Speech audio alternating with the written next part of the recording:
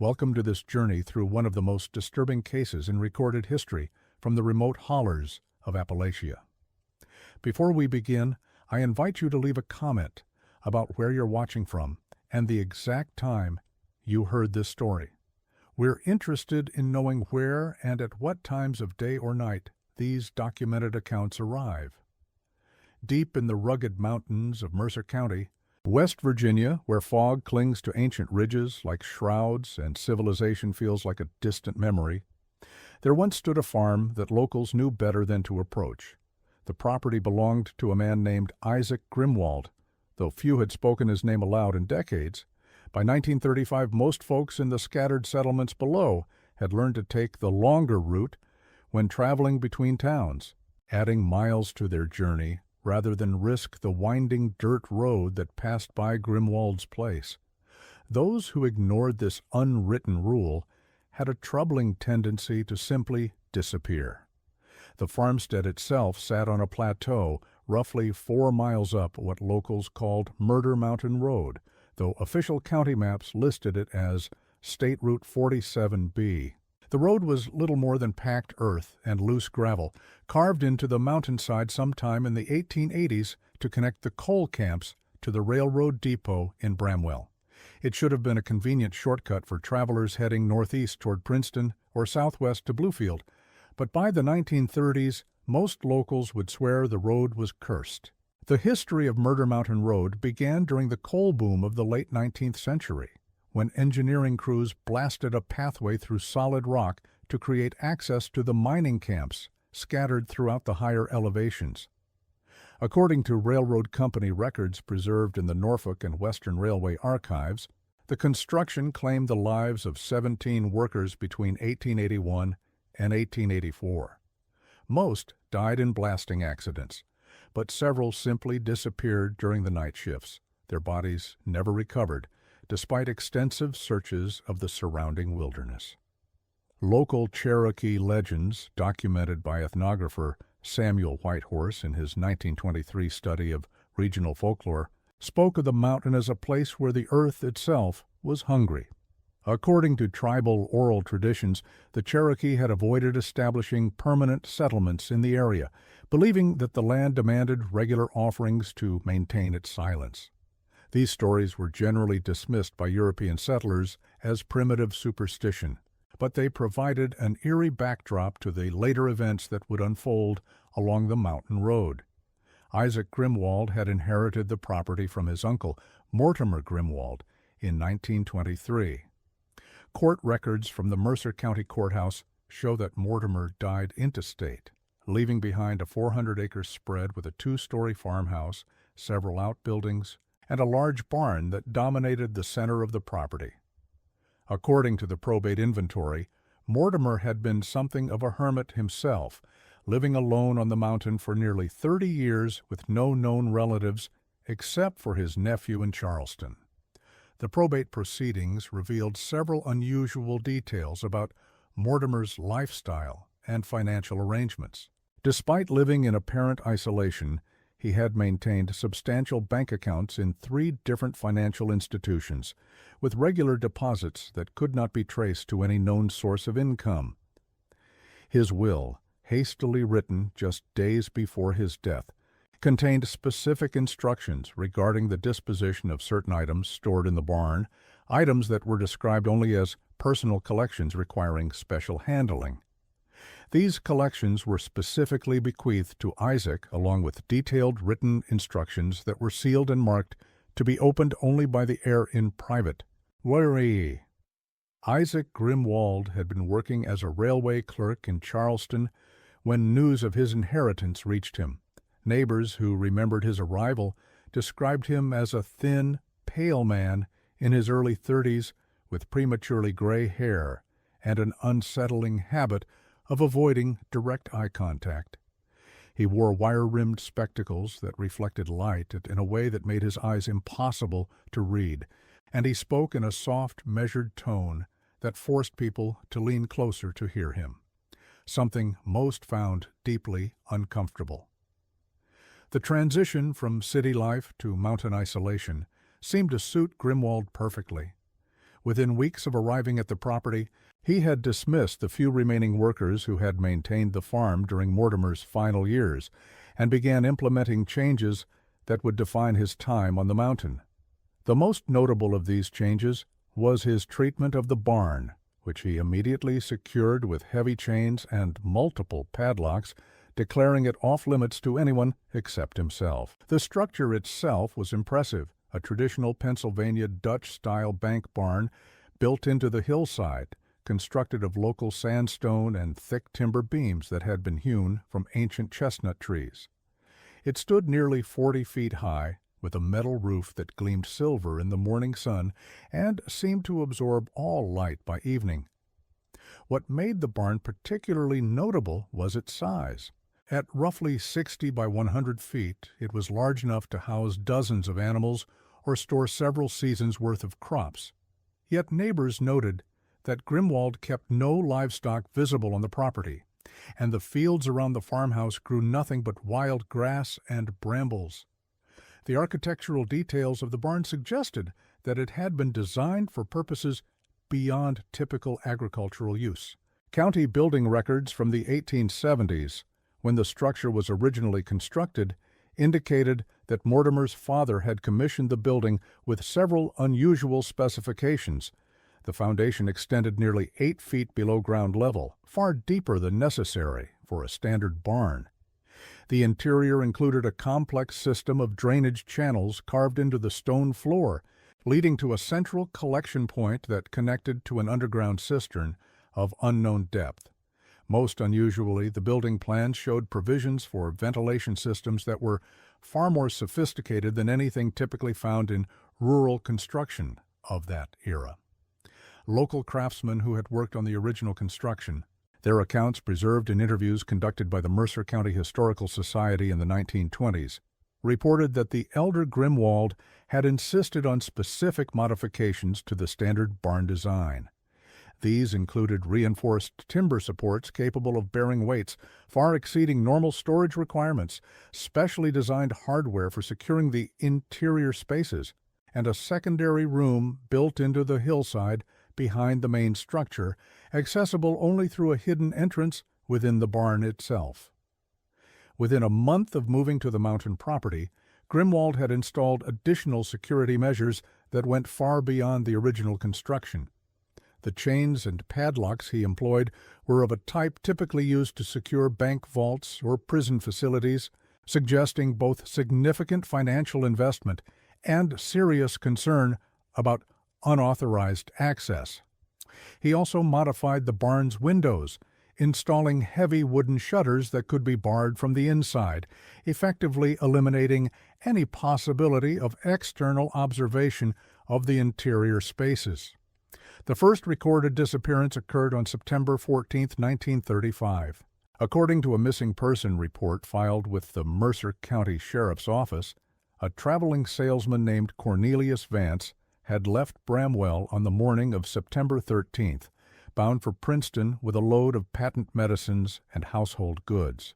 Vance was known throughout the region as a reliable businessman who maintained regular routes between the various mining towns and farming communities scattered throughout the mountains. Cornelius Vance's background, as documented in business records and personal correspondence found among his effects, painted a picture of a man who had spent nearly 2 decades traveling the mountain roads of southern West Virginia. Born in Virginia in 1889, he had moved to the region in 1920 and built a successful business selling manufactured goods to isolated communities that had limited access to urban markets. His clientele included miners, farmers, and their families, people who depended on traveling salesmen to bring them everything from household necessities to luxury items unavailable in local general stores.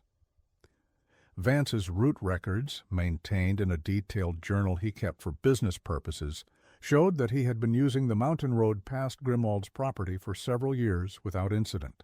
His entries from previous trips through the area noted the farmstead as a useful landmark, describing it as well-maintained but curiously quiet, with no sign of normal agricultural activity.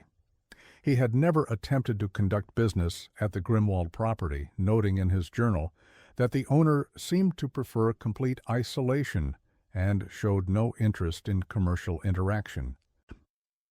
The circumstances of Vance's disappearance were particularly puzzling because of his reputation for cautious travel practices. As someone who regularly carried valuable merchandise through remote areas, he had developed careful habits designed to minimize risks. He typically traveled only during daylight hours, maintained regular communication with contacts in each town along his route, and carried defensive weapons appropriate for wilderness travel. His horse was well-trained and reliable, accustomed to mountain roads and capable of navigating difficult terrain even in adverse conditions. Vance was known to use the mountain road as a shortcut, despite warnings from locals. His horse and wagon were found 3 days later by a search party, abandoned on Murder Mountain Road, roughly half a mile past Grimwald's property. The horse was still in its traces, unharmed but nervous, and Vance's goods remained undisturbed in the wagon bed. The animal showed signs of having stood in place for an extended period, with evidence of having grazed on grass within reach of its position, suggesting that whatever had happened to Vance had occurred relatively recently, rather than immediately after his departure from Bramwell. The condition of the abandoned wagon provided few clues about Vance's fate. His merchandise remained properly secured and showed no signs of having been searched or disturbed. His personal effects, including a substantial sum of money from recent sales, were found intact in a locked strong box beneath the wagon seat. Most puzzling was the presence of his coat and hat, neatly folded and placed on the wagon seat, as if he had removed them voluntarily before leaving the vehicle. The search party that discovered the wagon consisted of local volunteers led by Deputy Sheriff Marcus Elway, a military veteran who had served in France during the Great War and possessed considerable experience in tracking and wilderness navigation. Elway's initial assessment of the scene, documented in his official report, noted several details that seemed inconsistent with typical explanations for missing persons cases. The ground around the wagon showed clear evidence of human activity, including footprints that appeared to belong to at least 2 different individuals. One set of tracks corresponded to Vance's boots, which were easily identified from impressions left at his previous overnight stops. The second set belonged to someone wearing larger, heavier footwear, possibly work boots of the type commonly used by farmers or laborers. These tracks led away from the road toward a cluster of pine trees, approximately 50 yards from where the wagon had been found. Following the trail into the woods, the search party discovered signs of what appeared to have been a brief struggle. Broken branches, disturbed undergrowth, and scuff marks in the soil suggested that some form of physical confrontation had taken place among the trees, away from the road where it would not be immediately visible to other travelers. However, the evidence was inconclusive, and no blood or other clear indicators of violence were found at the scene. Deputy Elway's report also noted the discovery of a curious detail that would later prove significant when viewed in light of subsequent events. Near the location where the struggle appeared to have occurred, searchers found a small pile of wood shavings and sawdust, as if someone had been working with carpentry tools in the forest. The shavings appeared fresh, suggesting recent activity, but no tools or partially completed projects were found in the vicinity. The search for Cornelius Vance continued for over a week, with volunteers combing the mountainous terrain in all directions from where his wagon had been discovered. Bloodhounds brought in from the state police facility in Charleston were unable to pick up a reliable scent trail beyond the area where evidence of the struggle had been found. The dog showed signs of confusion and agitation when brought near certain areas of the forest, particularly those closest to the Grimwald property, but this behavior was attributed to the presence of wild animals or unfamiliar scents rather than evidence of human activity. Sheriff Horace Kellerman interviewed Grimwald at his farmhouse on September 18th. According to the sheriff's handwritten report, which survived in the county archives until 1968, Grimwald claimed to have seen nothing unusual on the day in question.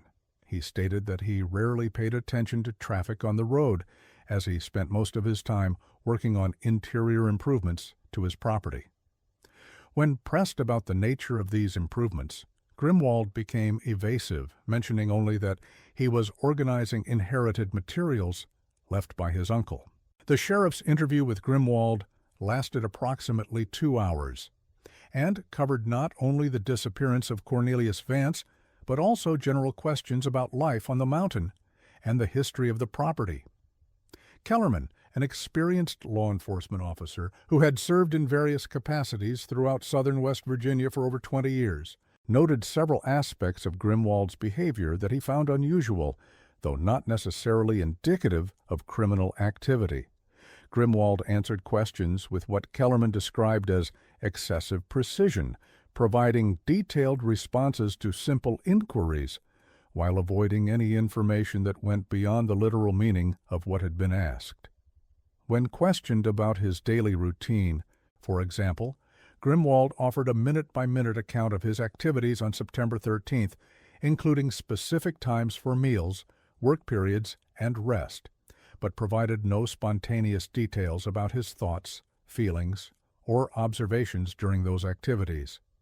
Most notably, Grimwald seemed unusually well-informed about the details of Vance's disappearance, despite claiming to have had no contact with the missing man and no knowledge of the search efforts.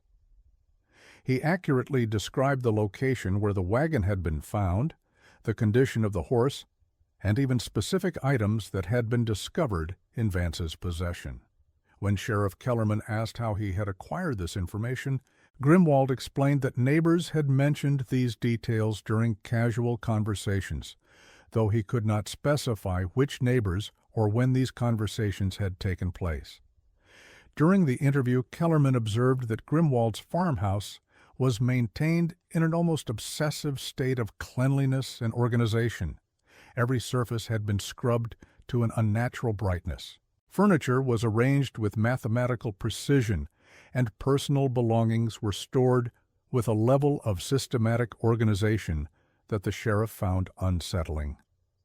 The house smelled strongly of lye soap and vinegar, as if it had been thoroughly disinfected, and Grimwald explained this as part of his regular cleaning routine to prevent the accumulation of dust and insects. When asked about his background and reasons for moving to such an isolated location, Grimwald provided a carefully rehearsed account of his life in Charleston and his decision to accept his inheritance. However, Kellerman noted that this narrative seemed strangely impersonal, as if Grimwald were describing the life of someone else rather than his own experiences. He spoke about his former employment, his uncle's death, and his decision to relocate with the same emotional detachment he might have used to describe events he had read about in a newspaper. The sheriff also noted that Grimwald seemed nervous during the interview, but found no grounds for further investigation. His nervousness manifested primarily as physical symptoms, trembling hands, rapid blinking, and a tendency to speak more quietly when discussing certain topics, rather than evasive answers or obvious attempts at deception. Kellerman concluded that these signs of anxiety were consistent with the natural discomfort of a reclusive individual being questioned about serious criminal matters. Throughout the interview, Grimwald consistently denied any knowledge of Vance's whereabouts or any involvement in his disappearance. He expressed appropriate concern about the missing man's welfare and offered to assist in any way possible with ongoing search efforts. However, when Sheriff Kellerman suggested that a search of the Grimwald property might help rule out certain possibilities, Grimwald politely but firmly declined, citing his need for privacy and his confidence that such a search would prove fruitless. By the spring of 1936, 3 more travelers had vanished along the same stretch of road. The pattern was always identical: abandoned vehicles found beyond Grimwald's property, personal belongings left undisturbed, and no trace of the missing individuals. These disappearances included a middle-aged couple traveling to visit relatives in Princeton, a young man seeking work in the coal camps, and an itinerant preacher who had been conducting revival meetings throughout the region. The case of the missing couple, identified as Mordecai and Hester Blackwell from Beckley, proved particularly troubling because their disappearance was witnessed by another traveler who managed to escape. According to a statement given to Sheriff Kellerman by a coal miner named Josiah Crane, he had been following the Blackwells' automobile along the mountain road when both vehicles were forced to stop by a large tree that had apparently fallen across the roadway. Crane's account, preserved in the county sheriff's files, described what followed as the most terrifying experience of my life. According to his testimony, a man emerged from the woods beside the road and approached the Blackwells' car, claiming to be a local farmer who would help them move the fallen tree. The Blackwells, apparently trusting this offer of assistance, got out of their vehicle and followed the stranger into the forest, supposedly to retrieve tools from his nearby property. Crane remained in his own automobile, engine running, but became increasingly uneasy as minutes passed without the Blackwells' return. When he finally decided to investigate, he discovered that the fallen tree had been deliberately cut and positioned to block the road, with fresh sawdust around the cut ends indicating recent activity. More disturbing, he could hear sounds coming from the direction the Blackwells had gone, sounds he described as muffled voices and something that might have been crying. Rather than investigating further, Crane made the decision to abandon the Blackwells' automobile and drive his own vehicle around the fallen tree, a dangerous maneuver that required driving partially off the road along a steep embankment. He immediately drove to the nearest settlement and reported the incident to local authorities. When a search party returned to the scene the following day, they found the Blackwells' car exactly as Crane had described, but no sign of the missing couple. The fallen tree had been removed, and there was no evidence of the struggle Crane believed he had witnessed.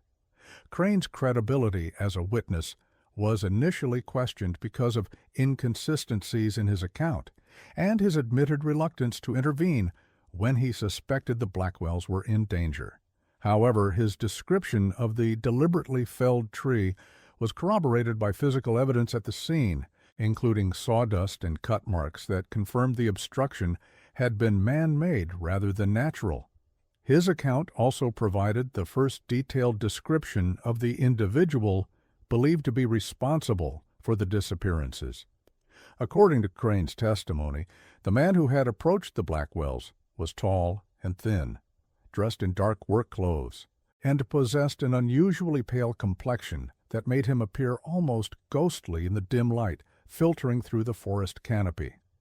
Most memorably, Crane described the stranger's voice as soft and whispery, like someone trying not to wake a sleeping baby, a detail that would later prove significant when compared to other witness accounts. The Mercer County Sheriff's Office began advising travelers to avoid State Route 47B entirely, posting warnings at both ends of the mountain road. Local newspapers picked up the story, dubbing the area the Vanishing Mile in headlines that brought unwanted attention to the region. However, these warnings had limited effectiveness, as the mountain road remained the most direct route between several important destinations, and many travelers were willing to accept the risk rather than add hours to their journeys.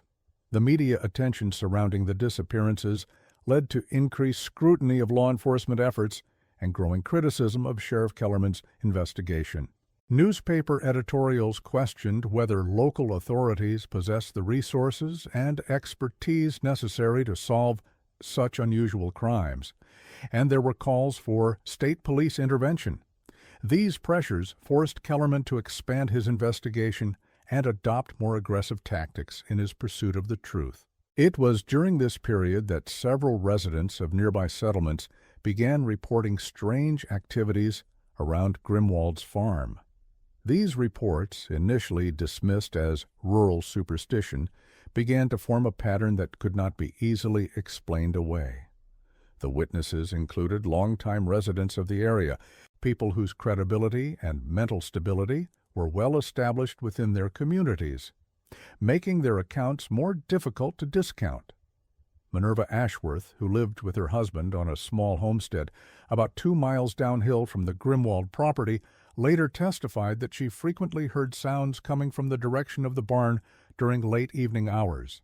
In a sworn statement given to county investigators in 1937, she described these sounds as rhythmic hammering, like someone building coffins, but with pauses between each blow that made your skin crawl. The hammering typically began around 10 o'clock in the evening and continued intermittently until the early morning hours, sometimes lasting until dawn. Mrs. Ashworth's testimony provided specific details about the timing and nature of these sounds that lent credibility to her account.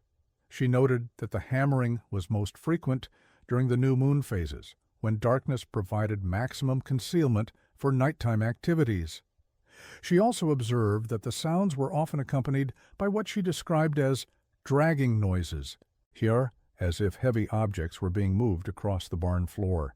These dragging sounds typically preceded the hammering by about an hour and were followed by long periods of silence.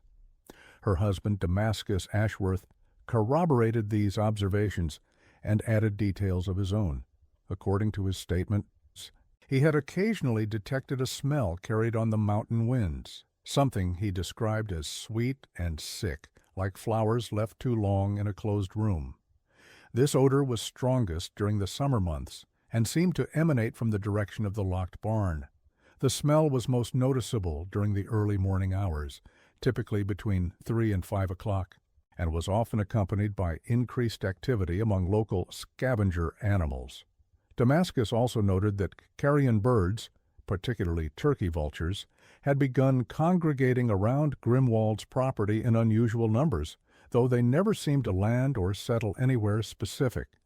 The vultures would circle the area throughout the day, occasionally descending toward the barn before suddenly changing direction and returning to their aerial surveillance.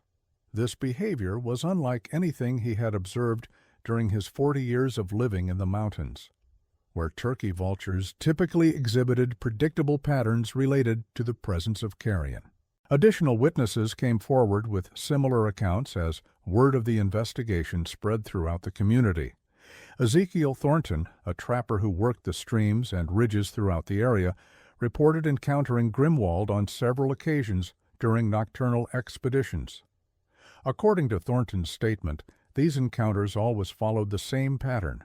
He would observe a figure carrying what appeared to be bundles or packages from the barn to a location deeper in the forest, always during the darkest hours of the night. Thornton described Grimwald's nighttime activities as following a specific routine that suggested careful planning and execution. The figure would emerge from the barn, carrying what looked like wrapped objects, proceed along a path that led away from the farmhouse toward a dense section of woodland, and return empty-handed approximately 2 hours later. These expeditions occurred roughly once per week, always during moonless nights, and always concluded before the first hints of dawn appeared in the eastern sky. The trapper's account was particularly valuable because his profession required him to be familiar with the natural sounds and movements of the forest ecosystem.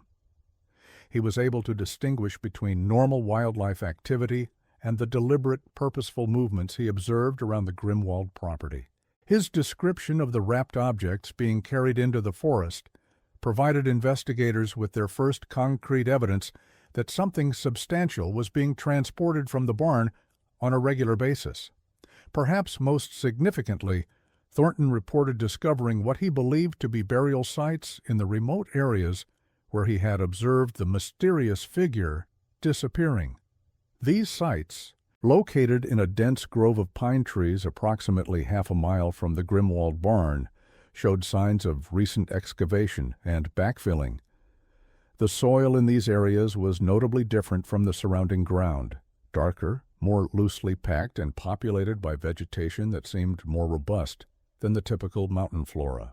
When Thornton brought these observations to the attention of Sheriff Kellerman, the sheriff was initially skeptical, noting that the mountain forests were filled with natural depressions and areas where soil conditions varied due to drainage patterns and geological factors. However, the specific locations Thornton described corresponded closely to areas where the search dogs had shown signs of agitation during their efforts to track the missing travelers, suggesting that the burial sites might indeed be related to the disappearances.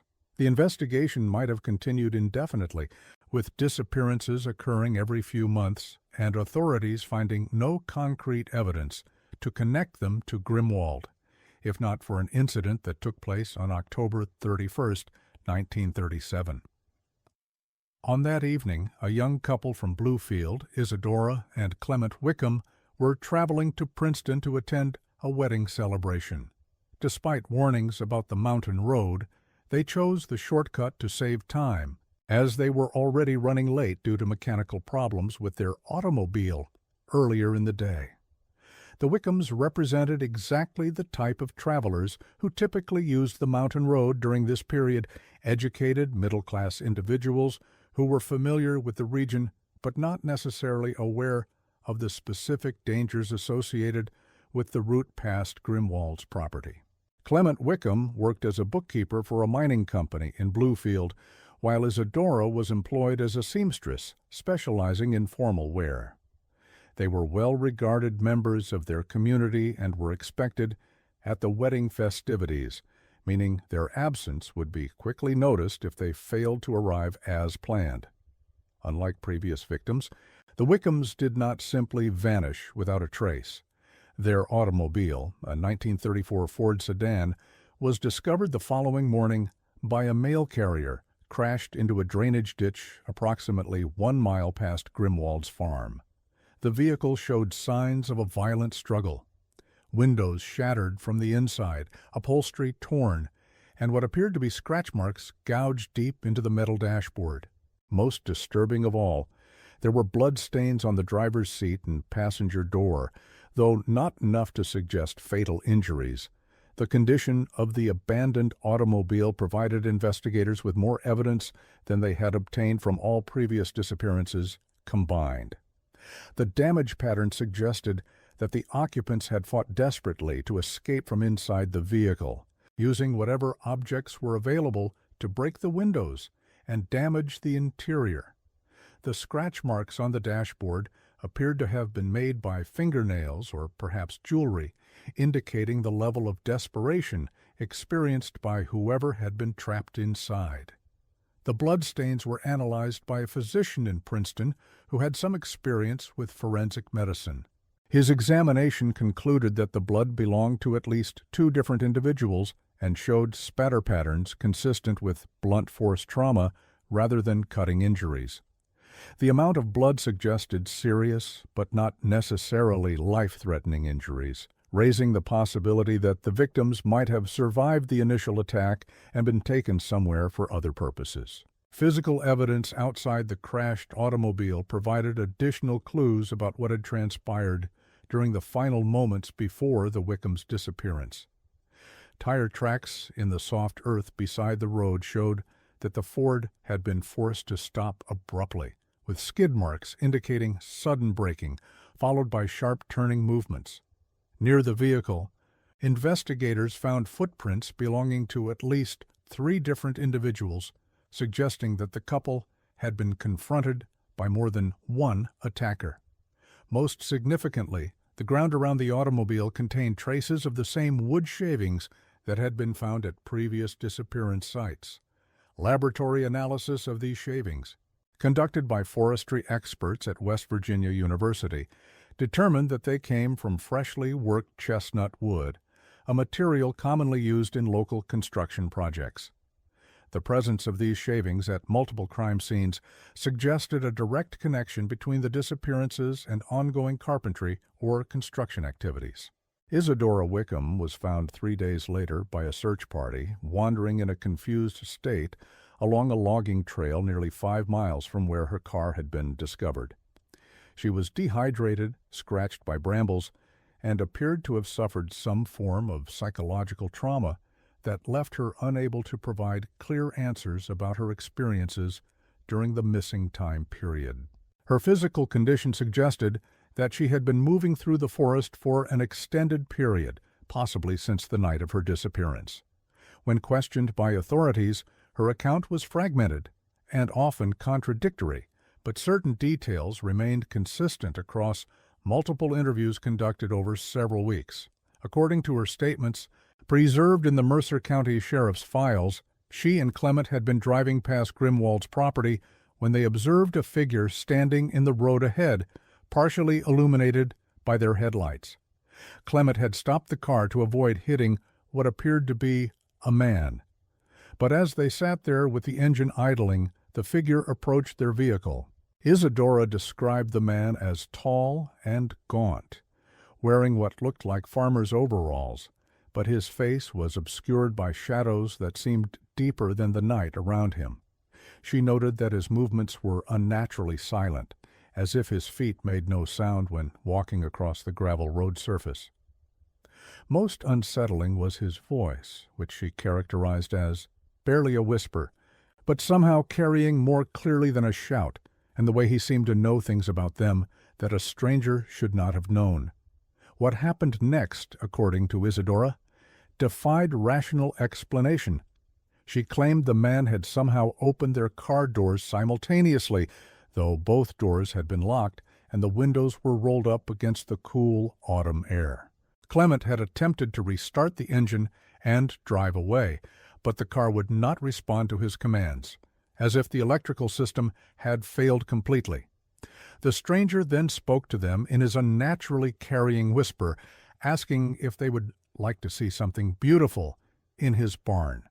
When Clement refused and tried to push past the man to examine the engine, a struggle ensued that Isadora remembered only in disconnected fragments.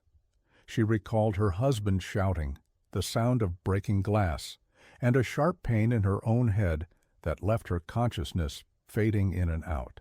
Her next clear memory was of walking along a dark path she did not recognize, guided by someone who remained just out of sight ahead of her, occasionally calling back instructions in a voice she did not recognize as belonging to the man who had stopped their car.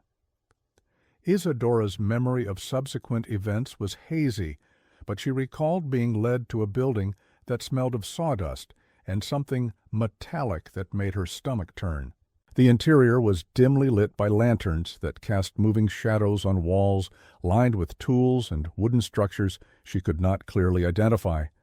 She remembered the sound of hammering coming from somewhere behind her, the same rhythmic pounding that Minerva Ashworth had reported hearing, and the overwhelming sense that she was not the first person to be brought to this place.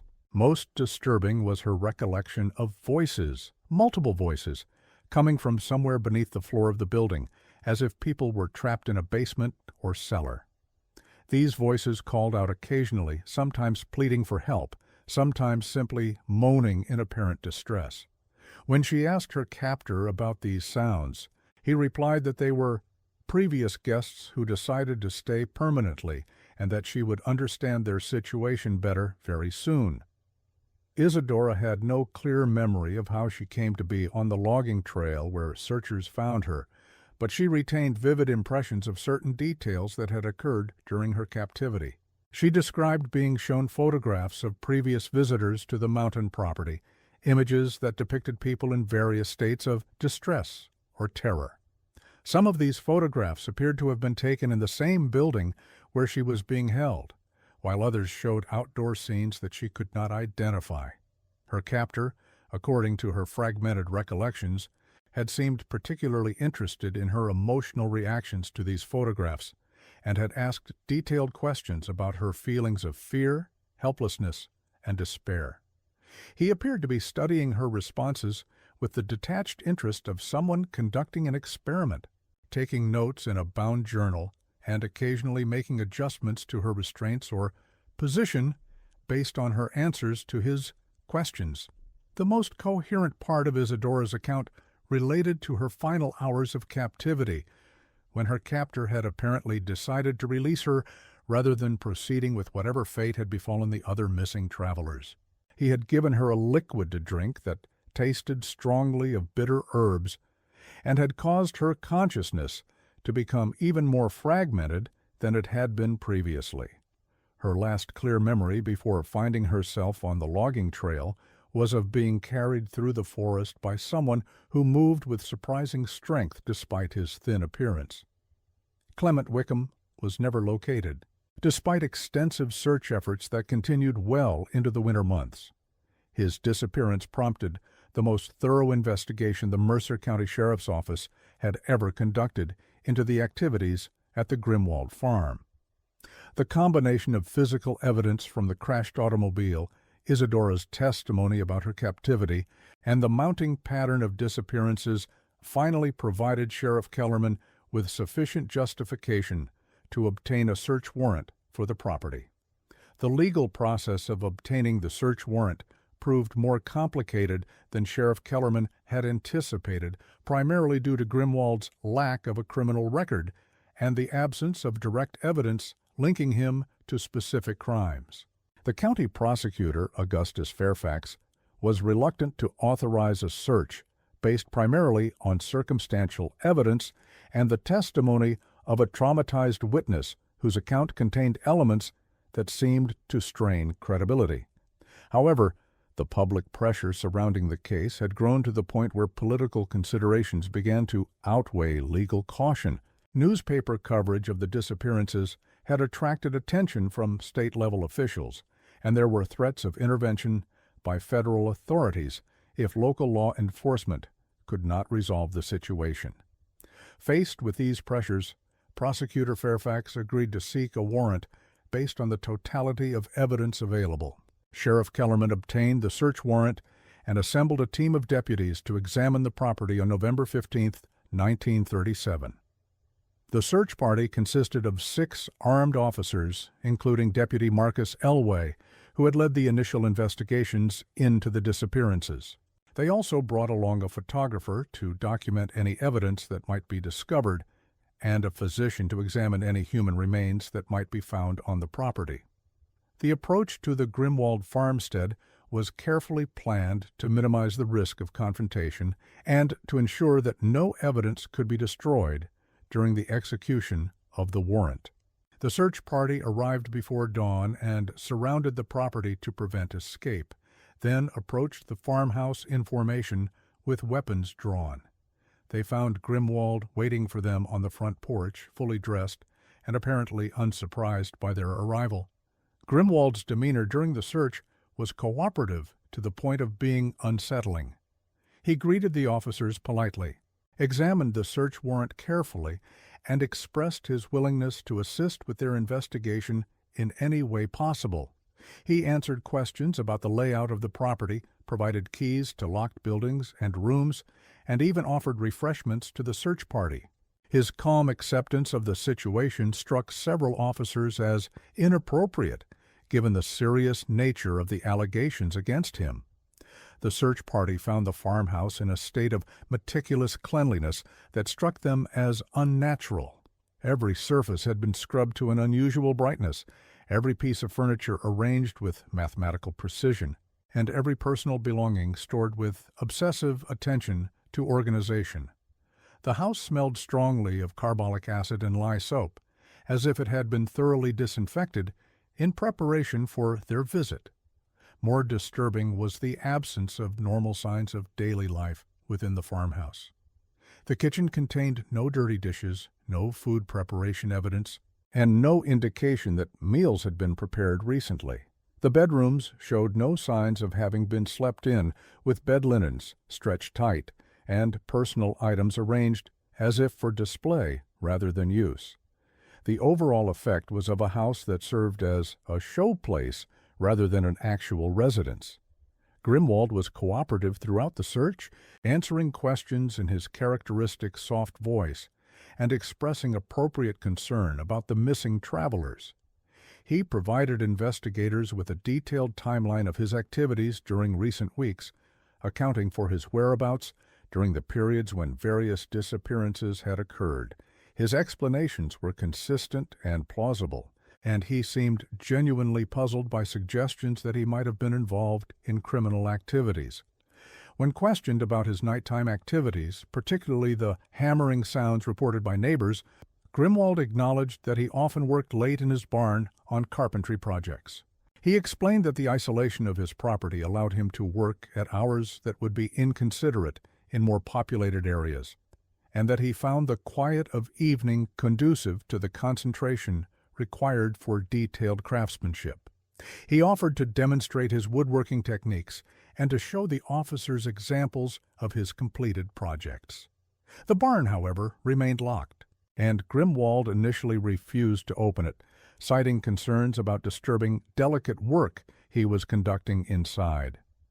When pressed by Sheriff Kellerman, he explained that he was in the middle of several complex projects that required specific environmental conditions to cure properly, and that exposure to outside air or temperature changes could ruin weeks of careful effort. He requested that the search of the barn be postponed until he could properly secure his work. This request created a legal dilemma for the search party, as the warrant specifically authorized them to search all buildings on the property.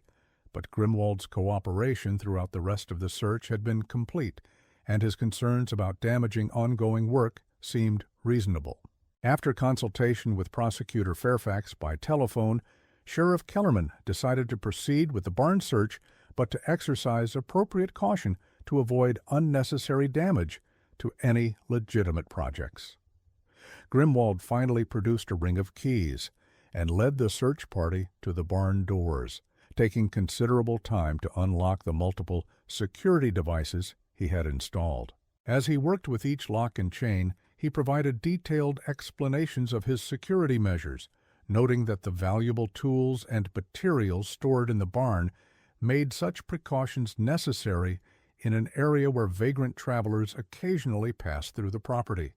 The interior, when they finally gained access, was disappointingly mundane, at least at first glance. The space was divided into several work areas, each dedicated to what appeared to be legitimate woodworking and carpentry projects. Grimwald led the officers through the barn, explaining the purpose of each area and demonstrating the use of various tools and equipment. He showed them several pieces of furniture in various stages of completion, explaining his techniques and pointing out details of craftsmanship that reflected considerable skill and attention to quality.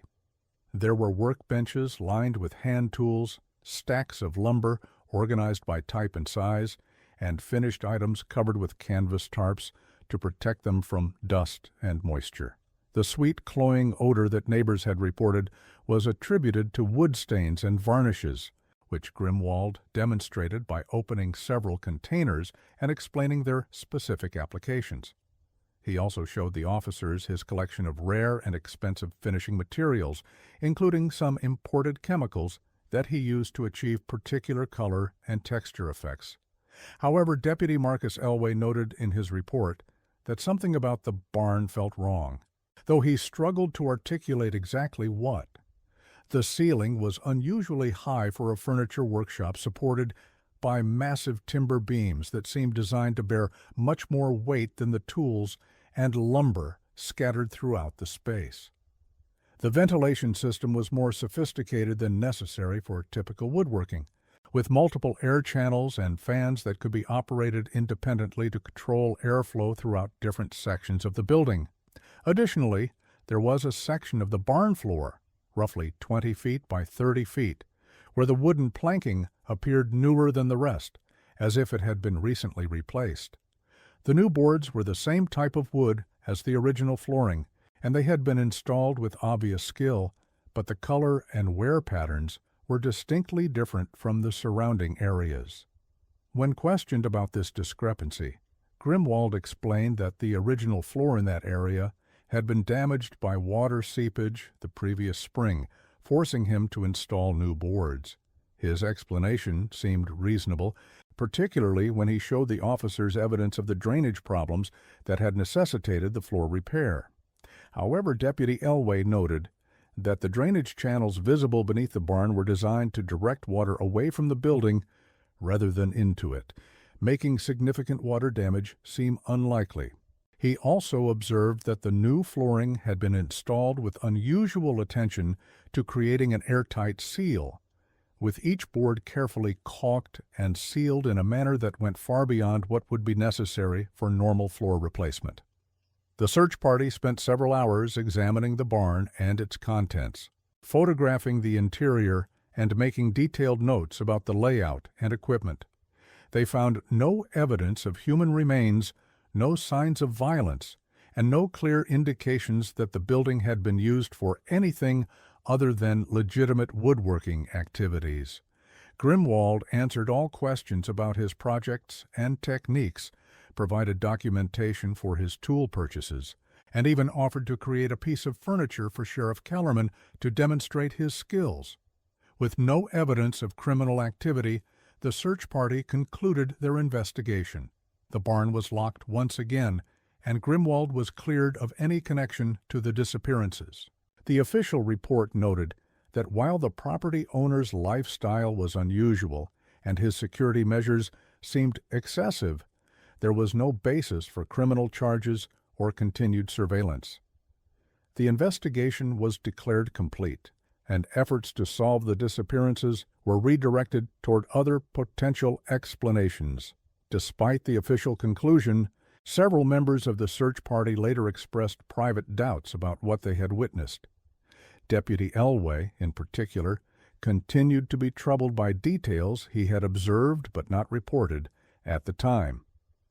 In a letter to his brother, discovered among family papers after Elway's death in 1962, he wrote about his persistent unease regarding the Grimwald property and his suspicion that important evidence had been overlooked during the search.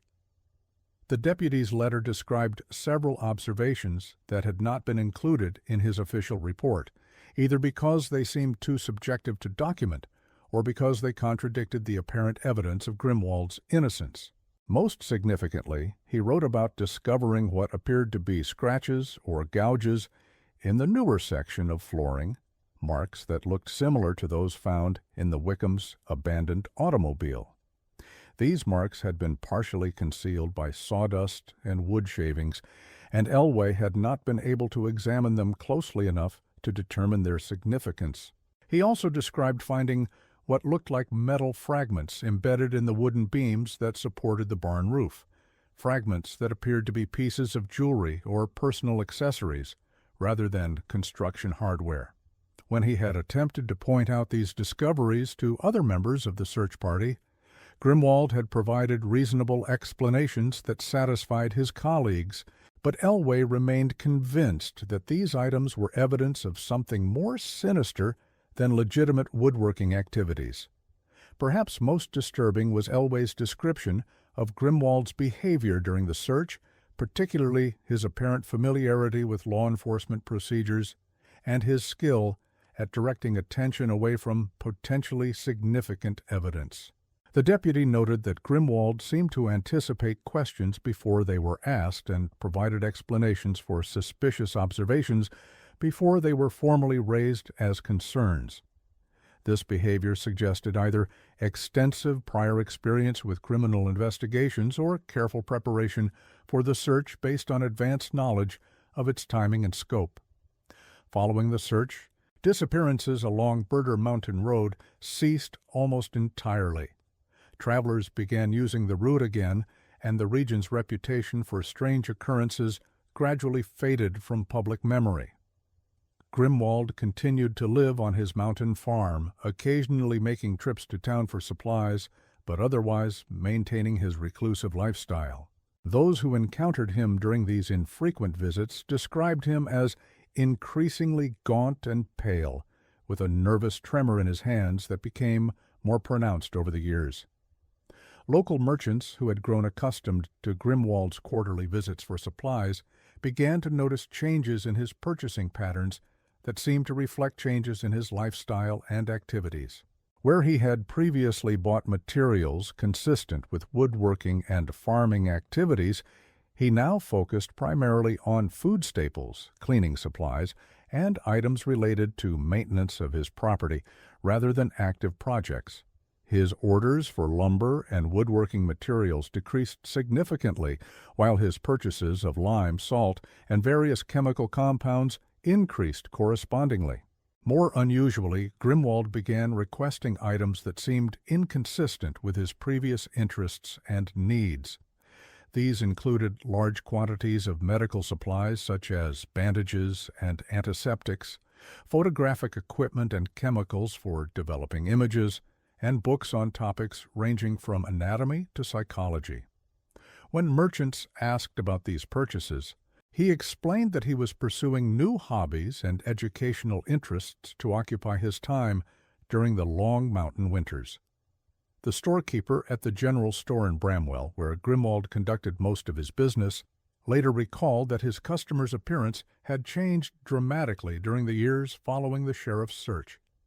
Where he had previously been thin but healthy-looking, he now appeared almost skeletal, with skin that had taken on a grayish pallor and eyes that seemed to have receded deeper into their sockets. His clothing hung loosely on his frame, and he moved with the careful, measured steps of someone who was either elderly or suffering from some form of debilitating illness. More concerning were the changes in Grimwald's behavior and social interactions during his visits to town. Where he had previously been polite but reserved, maintaining minimal conversation while conducting his business, he now seemed compulsively talkative about subjects that made merchants and other customers uncomfortable. He would launch into detailed monologues about human psychology, the nature of fear, and what he called the beauty of absolute helplessness, topics that seemed to have no connection to his stated interests in carpentry and farming.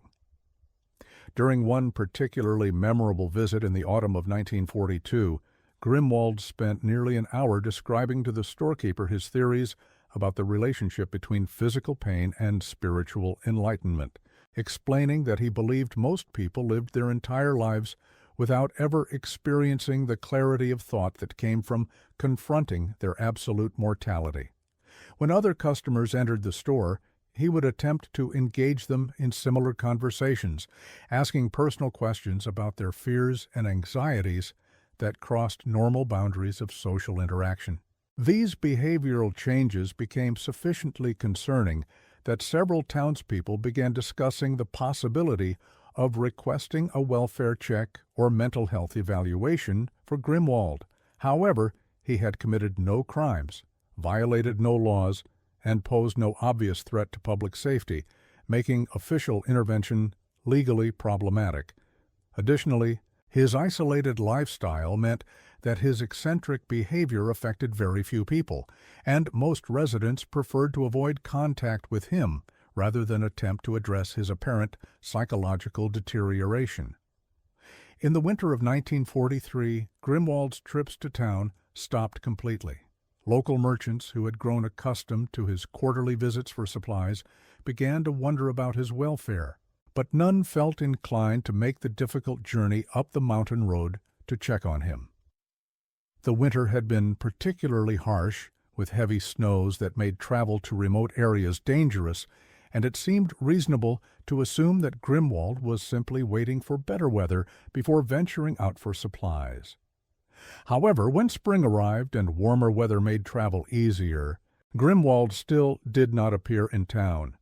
By midsummer, his absence had stretched to over 6 months, representing the longest period anyone could remember since his arrival at the mountain property 20 years earlier. Some merchants expressed concern about his health and safety, while others privately speculated that he might have finally succumbed to whatever mental illness had been affecting his behavior. It was not until the spring of 1944, when county tax assessors attempted to visit the property to conduct their annual evaluation, that authorities discovered Grimwald's farmhouse standing empty. The assessors had made the journey up the mountain road expecting to conduct routine business with the property owner, but found the house unlocked and showing no signs of recent habitation. After calling out for Grimwald and receiving no response, they entered the building to determine whether he might be ill or injured. The interior of the farmhouse was found in the same obsessive state of cleanliness and organization that had characterized it during the 1937 search, but with obvious signs that it had been unoccupied for an extended period. A thin layer of dust covered surfaces that had previously been spotless, and the air had the stale quality associated with closed, unventilated spaces. The kitchen contained no fresh food, and the stove showed no evidence of having been used recently. Grimwald's personal belongings remained neatly arranged throughout the rooms, suggesting that his absence was not the result of a planned relocation. His clothing still hung in closets, his books remained organized on shelves, and his financial records were filed with characteristic precision in his desk drawers. The only items that appeared to be missing were the clothes he might have been wearing and a small amount of cash that he typically kept in the house for emergencies. More puzzling was the condition of the barn, which remained secured with the same chains and padlocks that had protected it for nearly 20 years. The assessors did not have keys to enter the building, but they could detect no sounds or odors that might indicate ongoing activity within the structure. The exterior appeared weathered but intact, showing no signs of forced entry or structural damage that might explain Grimwald's disappearance. With no indication of foul play and no legal obligation to locate a hermit who might simply have decided to relocate, county officials classified Grimwald as a missing person and took no further action. The property was monitored periodically to ensure that it was not being vandalized or occupied by vagrants, but no systematic search was conducted for the missing owner. His disappearance was noted in local newspapers, but generated little public interest or concern. The property reverted to county ownership in 1947 when unpaid taxes accumulated beyond the assessed value of the land. Several attempts were made to auction the farm, but potential buyers were invariably deterred by its remote location and the persistent rumors about its history. The farmhouse gradually fell into disrepair as weather and time took their toll on the unoccupied structure, while the barn continued to stand locked and untouched, its metal roof slowly succumbing to rust and weathering. During the years when the property stood abandoned, local residents reported occasional strange phenomena that seemed to be associated with the deteriorating buildings. These reports included unexplained lights visible in the farmhouse windows during the night hours, sounds of movement or activity coming from the direction of the locked barn, and an increase in scavenger animals around the property that could not be explained by any obvious food source. One of the most persistent reports came from hunters who used the forest trails near the abandoned property during deer season. Multiple individuals reported encountering a figure walking through the woods near the farmstead, always during the evening or early morning hours when visibility was limited. The figure appeared to be a tall, thin man, wearing dark clothing, but attempts to approach or communicate with this person were unsuccessful, as he would disappear into the dense forest whenever anyone tried to get closer. These sightings continued sporadically throughout the late 1940s and into the 1950s, always following the same pattern and always involving witnesses who were familiar with the area and experienced in wilderness activities. The reports were detailed enough to be credible, but frustratingly vague when it came to identifying the figure or determining whether it might be Grimwald himself somehow surviving in the wilderness, or perhaps someone else entirely. Another recurring phenomenon reported during this period was the discovery of what appeared to be freshly dug graves in the forest surrounding the abandoned property. Hunters and hikers would occasionally encounter areas where the ground had obviously been excavated and refilled, often marked by vegetation that was different from the surrounding forest floor. When these sites were investigated by curious individuals, they typically revealed nothing more than disturbed soil, but their regular appearance suggested ongoing activity by someone familiar with the area. In 1961, a team of researchers from West Virginia University's Folklore Department, led by Professor Ambrose Whitlock, received permission from Mercer County to conduct an archaeological survey of abandoned properties throughout the region. Their goal was to document examples of traditional Appalachian architecture before these structures disappeared entirely through neglect and weathering. The Grimwald farm was included in their survey due to the unusual design of its bank barn and its relatively well-preserved state, despite decades of abandonment. Professor Whitlock's team arrived at the property in September 1961, equipped with cameras, measuring tools, and basic excavation equipment for documenting foundation work and architectural details. They found the farmhouse too deteriorated to safely enter, with significant structural damage from years of exposure to weather and seasonal temperature changes. However, the barn remained structurally sound despite nearly 2 decades of neglect, its massive timber frame and stone foundation having proved remarkably resistant to the effects of time and weather. The locks that had secured the barn doors for so many years had finally succumbed to rust and corrosion, allowing the researchers to gain access to the interior for the first time since the 1937 search. What they discovered inside contradicted not only the description recorded by Sheriff Kellerman's search party, but also common sense understanding of what the building should have contained after 24 years of abandonment. The barn contained no workbenches, no lumber, and no evidence of the furniture construction activities that Grimwald had demonstrated to investigators in 1937. Instead, the space was dominated by a series of wooden platforms, each approximately 8 feet long and 3 feet wide, arranged in neat rows throughout the interior.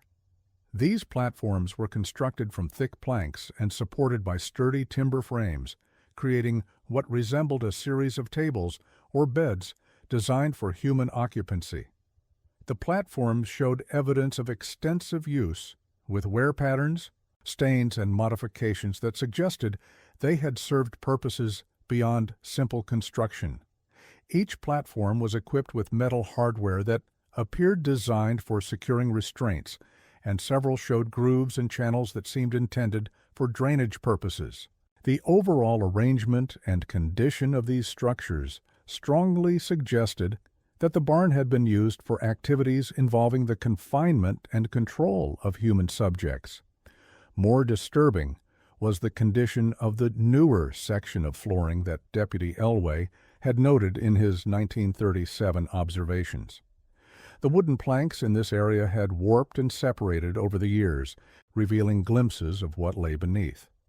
When Professor Whitlock's team used crowbars to lift several boards, they exposed a layer of lime and ash approximately 6 inches deep, beneath which lay evidence of systematic burial activities that had apparently continued for many years.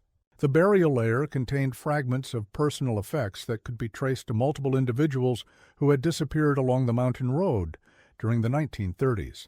These included jewelry, eyeglasses, dental work, and other personal items that had survived the decomposition process due to their material composition. Based on the quantity and variety of these remains, investigators estimated that at least 12 separate individuals had been interred beneath the barn floor. A more systematic excavation revealed that the burial site had been organized with the same obsessive attention to detail that had characterized Grimwald's other activities. The remains were arranged in orderly rows, each body carefully positioned and covered with quicklime to accelerate decomposition and control odors. Personal effects had been removed from the bodies before burial and stored separately in wooden boxes that were buried along the perimeter of the main site.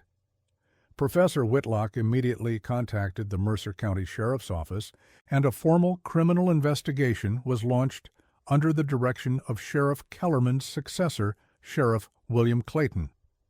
However, with Isaac Grimwald's whereabouts unknown and the trail nearly 20 years cold, authorities faced significant challenges in building a case that could be prosecuted successfully. The barn was sealed as a crime scene, and efforts were made to locate Grimwald through various law enforcement channels. But these searches proved unsuccessful. The investigation revealed that Sheriff Kellerman's 1937 search party had been deliberately misled by what could only be described as an elaborate deception. The wooden platforms discovered by the university team in 1961 had obviously existed during the original search, but had been concealed behind temporary walls and false floors that created the appearance of a legitimate woodworking operation. The tools and equipment that Grimwald had demonstrated during the search were functional and authentic, but they had served purposes far different from furniture construction. Forensic examination of the platforms revealed traces of human blood in quantities that indicated extensive violence had occurred in the barn over a period of many years. The blood showed the distinctive spatter patterns associated with systematic torture rather than simple murder, suggesting that victims had been kept alive for extended periods before being killed. Tools found hanging on the barn walls, initially assumed to be carpentry implements, were identified by medical experts as instruments designed specifically for inflicting pain while keeping subjects conscious and responsive. Additional evidence emerged when investigators examined personal effects that had been carefully preserved in the buried wooden boxes. These items included not only jewelry and clothing that could be traced to specific missing persons, but also photographs and written materials that documented Grimwald's activities in disturbing detail. The photographs showed individuals in various states of distress, apparently taken during their captivity in the barn, while the written materials included detailed records of torture sessions and psychological experiments. The most significant discovery was a comprehensive journal spanning the years from 1923 to 1943, written in Grimwald's precise handwriting and documenting his activities with clinical detachment. The journal entries revealed that Grimwald had inherited more than just property from his uncle Mortimer.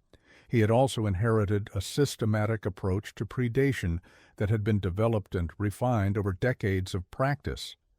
According to the journal, Mortimer Grimwald had been using the remote location of the farm and the isolation provided by the mountain road to prey on unwary travelers since the 1890s. The elder Grimwald had developed techniques for identifying suitable victims, disabling their transportation, and disposing of remains that had proved effective for over 30 years before his death in 1923. These techniques were documented in detailed instructions that Mortimer had left for his nephew, along with advice about maintaining the operation while avoiding detection by authorities. The journal revealed that Isaac Grimwald had spent his first 2 years on the mountain property studying his uncle's methods and preparing the barn for his own use.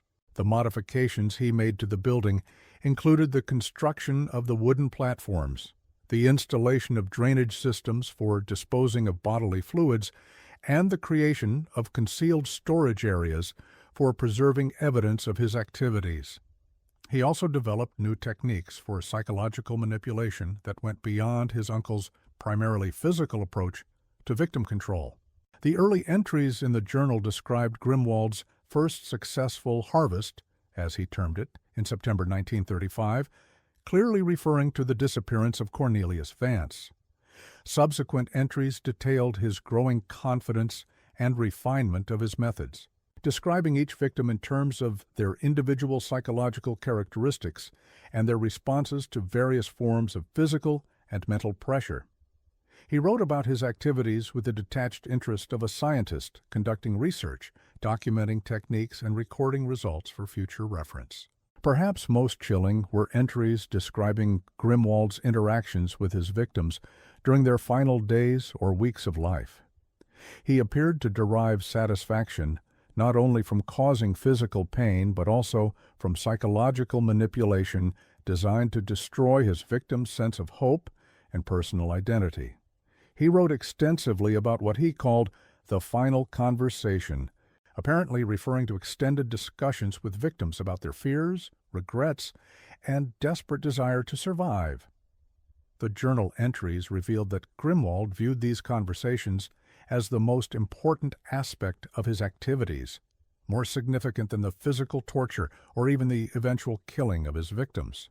He described studying his victims' psychological breakdown with scientific detachment, documenting their transition from defiance through bargaining to ultimate despair. He seemed to believe that by witnessing and controlling this psychological transformation, he was gaining insight into fundamental aspects of human nature that were normally hidden from observation. Particularly disturbing were entries describing Grimwald's relationship with Isadora Wickham during her captivity in October 1937. According to his detailed account, he had intended to kill both her and her husband immediately after capturing them, but something about her terror had fascinated him sufficiently to change his plans. He wrote extensively about her psychological state during several days of captivity, documenting her responses to various forms of psychological pressure with the clinical detachment of a researcher studying laboratory specimens. The journal revealed that Grimwald had released Isadora deliberately, not because she had escaped as investigators had assumed. He described placing her in a drugged state, using a combination of botanical preparations he had learned to create from local plants, then directing her to the logging trail, where she was eventually found. This strategy proved successful when her confused testimony was largely discredited by authorities who found her claims too fantastic to be credible. More disturbing was Grimwald's apparent satisfaction with having successfully misled the subsequent investigation. He wrote detailed accounts of the 1937 search, describing his preparations for the visit and his techniques for managing the investigators' attention during their examination of the barn. He seemed to take particular pride in having convinced experienced law enforcement officers that his victim's final prison was actually a legitimate woodworking shop. The final entries in the journal, dated from late 1942 through early 1943, showed signs of increasing paranoia and mental deterioration that suggested Grimwald's psychological state was becoming unstable. He wrote about feeling constantly watched, about sounds coming from the barn during hours when he was not working there, and about an overwhelming compulsion to confess his activities to someone who would understand their significance. These late entries also described hallucinations or psychological experiences that Grimwald interpreted as communications from his deceased victims. He wrote about hearing voices calling to him from beneath the barn floor, voices that he claimed were providing guidance about future activities and warning him about potential threats to his safety. He seemed to believe that his victims remained somehow present in the burial site, continuing to exist in a form that allowed them to influence his thoughts and decisions. The final legible entry in the journal was dated March 15, 1943, and consisted primarily of fragmented sentences and incoherent observations about his psychological state. The handwriting was barely recognizable as belonging to the same person who had written the earlier entries, suggesting severe mental deteriorations or extreme emotional distress. The entry concluded with a statement that the work is complete, but the workers are needed below, apparently referring to his belief that he was being summoned to join his victims in death. No trace of Isaac Grimwald was ever found, despite extensive searches throughout West Virginia and neighboring states conducted during the 1960s investigation. The discovery of his crimes prompted a multi-state alert and cooperation between various law enforcement agencies, but produced no credible leads about his whereabouts or ultimate fate. The investigation was officially closed in 1965, with Grimwald presumed dead and the case filed as solved due to the overwhelming evidence of his guilt. However, the mystery of Grimwald's disappearance remained troubling to investigators who had worked on the case. The condition of his farmhouse when it was discovered in 1944 suggested that he had left voluntarily, taking only essential personal items and leaving no signs of struggle or hasty departure. This evidence seemed inconsistent with the deteriorating mental state documented in his final journal entries, raising questions about whether he had somehow recovered his psychological stability sufficiently to plan and execute his escape. Alternative theories about Grimwald's fate included the possibility that he had committed suicide in a location where his body would not be discovered, that he had been killed by someone who learned about his crimes, or that he had successfully relocated to another area where he resumed his predatory activities under a different identity. Each of these possibilities was investigated to the extent possible, given the limited resources available to law enforcement agencies in the 1960s, but none could be confirmed or eliminated conclusively. The barn was demolished in 1966, and the burial site was excavated completely to ensure that all human remains were recovered and properly interred. The property was eventually sold to a coal mining company that conducted strip mining operations in the area for several years, before abandoning the site due to geological difficulties and equipment problems that made the operation economically unviable. During the mining operation, workers reported several incidents that seemed to be connected to the history of the property. These included equipment malfunctions that occurred with unusual frequency, accidents involving heavy machinery that could not be explained by operator error or mechanical failure, and the discovery of additional human remains in areas that had not been part of the original burial site. The mining company's records, preserved in the corporate archives, document at least 15 separate incidents during the 3-year operation that resulted in work stoppages or safety investigations. More troubling were reports from individual workers about psychological experiences that occurred during their time at the mining site. Several employees reported hearing voices or sounds that seemed to come from underground areas that had been completely excavated, including what sounded like conversations between multiple individuals and occasional screams or cries for help. These reports were initially attributed to stress, fatigue, or the psychological effects of working in an area with such a disturbing history. However, when multiple workers independently reported similar experiences, and when these reports were corroborated by visiting supervisors and safety inspectors, the company began to take them more seriously. A psychological consultant was brought in to evaluate the workers and determine whether the reported phenomena might be related to group hysteria or other explainable psychological factors. The consultant's report, filed with the company in 1968, concluded that the workers' experiences were genuine, but offered no explanation for their occurrence. Additional incidents during the mining operation included the discovery of personal effects that appeared to be much older than the known victims of Grimwald's crimes. These items, found scattered throughout the excavated area, included jewelry, buttons, and metal objects that appeared to date from the late 19th century. Their presence suggested that the site had been used for burial purposes for a much longer period than the official investigation had determined, possibly extending back to the time when Mortimer Grimwald first occupied the property. Perhaps most unsettling was the discovery of what appeared to be a second, deeper burial site located beneath the area where the barn had stood. This discovery was made accidentally when mining equipment broke through what workers initially thought was bedrock, but turned out to be a layer of carefully fitted stone slabs. Beneath these slabs, excavators found evidence of much older burials arranged in a pattern that suggested systematic use of the site over decades. The older burial site contained remains that showed evidence of different treatment than the victims from the 1930s, where Grimwald's victims had been buried with quicklime to accelerate decomposition. The older remains had been preserved using techniques that suggested knowledge of mortuary science or undertaking procedures.